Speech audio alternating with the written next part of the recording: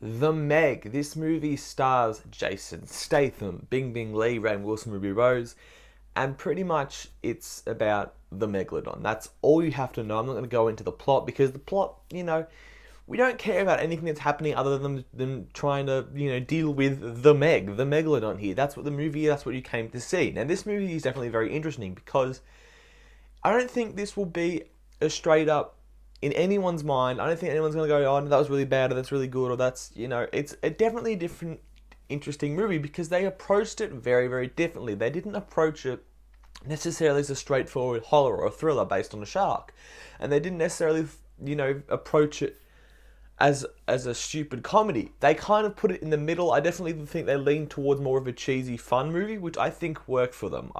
To me, what this movie felt like, it felt like it was a 80s, 90s kind of film where it's so cheesy and it's so over the top that you can just sit there and have fun with it. And if you dissect the movie, which you should, honestly, fair enough if you should, it's not going to be that great on this, when you look into it. But on the surface, it gives you some fun entertainment. And I think that delivered on that facet of the movie because the movie was, semi-entertaining. I don't think it's outrageously entertaining where you're going to go, whoa, that was so much fun, even though it was shit, I really want to see it again. Because I don't think I really am begging to see this movie again, but I didn't dislike it, for that, entertainment value aspect.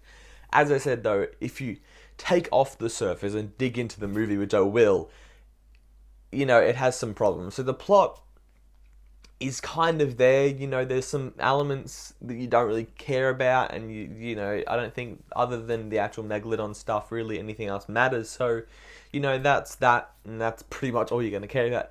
The characters were very much generic. The characters were very much exactly who they played in to be, but I don't think that's necessarily a bad thing. I think they are deliberately those stereotype characters, the billionaire that's paying for it all, the badass guy that's going to jump in and save it all, the main, girlfriend, love interest character. Like, everyone kind of falls into a bracket of character, the generic person on, the computers. Everything is generic with these characters, and sometimes you really forget. You're like, oh, that character exists. Wait, did he die? No, yeah, he did. And, fair enough if you do, because the characters aren't there. The acting, I think, it's bad and good. I think Jason Statham's Jason Statham, and he brings the same thing to every movie. He's a badass. He's going to have entertainment value, and it's going to be fun to watch. And he was.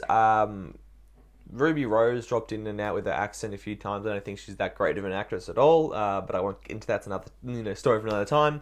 Bingbing Lee, she was alright. I think at times it came off, I don't know, it came off awkward. I don't know why. It just came off really awkward at times. Rainn Wilson was actually good, although he's Dwight and people will go, that's Dwight. He kind of did his best. I think he can get away from getting away from Dwight. I feel like this is what Dwight would be if he was a rich millionaire. And that's the closest thing Rainn Wilson could get away with because Dwight is such an iconic character. A character I'd like to point out, the little girl, Bingbing Lee's daughter, was a show stealer for me. Every scene she was in, she was funnier, she made it funnier, and she was great to watch. And that was actually a character that I really enjoyed on screen.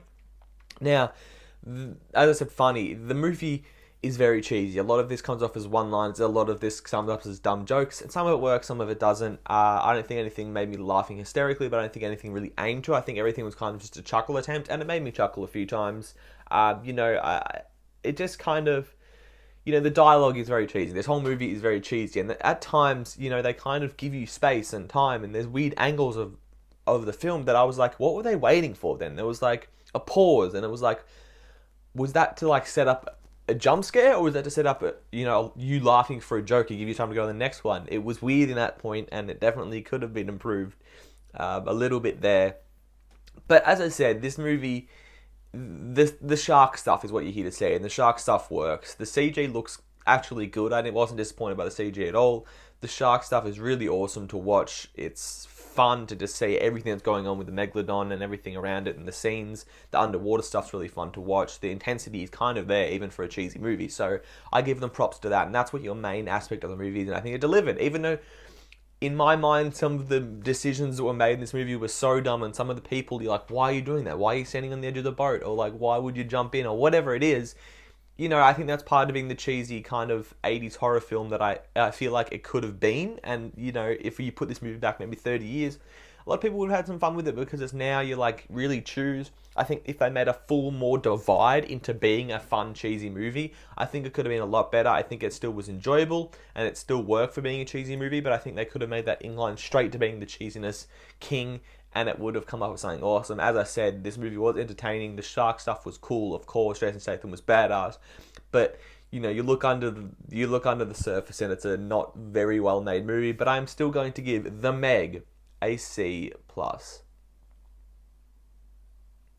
Thank you guys for watching my review of The Meg. If you have seen it, let me know what you thought below. Comment what you like, if you like the review or not. Make sure you give it a like. Make sure you really are giving me those thumbs up so I know I'm doing something right. Subscribe if you haven't seen me before. Plenty of reviews coming. The August is big for Australia. America got it a few weeks before us, but there's still a few movies coming out. Black Klansman, The Nun, Christopher Robin, Johnny English comes out in September, Slender Man, all this stuff. August, September is quite big, so stay tuned for those movie reviews.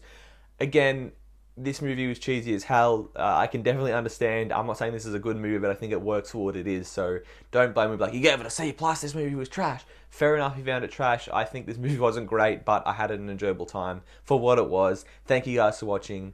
Have a good one.